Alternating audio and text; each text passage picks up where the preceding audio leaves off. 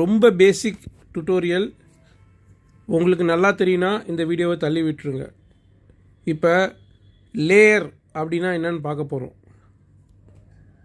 Video அழுத்திக்கிட்டோம், new அழுத்திக்கிட்டோம்.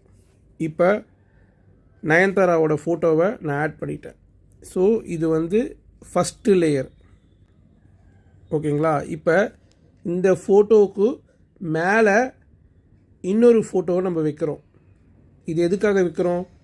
Transition இல்லை வந்து ஏதாவது ஒரு எடிட் பண்ணுறதுக்காக வைக்கிறோம். ஸோ ஒரு ஃபோட்டோவுக்கு மேலே இன்னொரு ஃபோட்டோ. ஸோ ஜாட்டில் இந்த பிஐபி அப்படின்ற பட்டனை யூஸ் பண்ணுவோம்.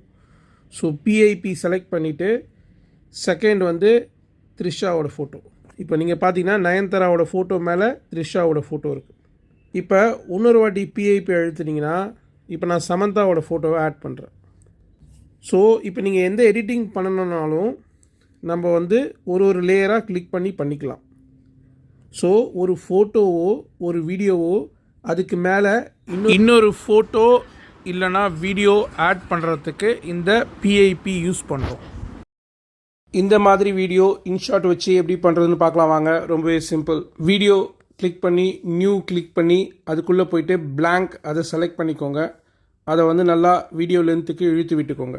பிஐபி ப்ரெஸ் பண்ணி உங்களோட ஹாரிசான்டல் வீடியோ இருக்கு இல்லையா, அதை அப்லோட் பண்ணிக்கோங்க. அதை நல்லா இழுத்து மேலே எடுத்துன்னு போய் வச்சுக்கோங்க.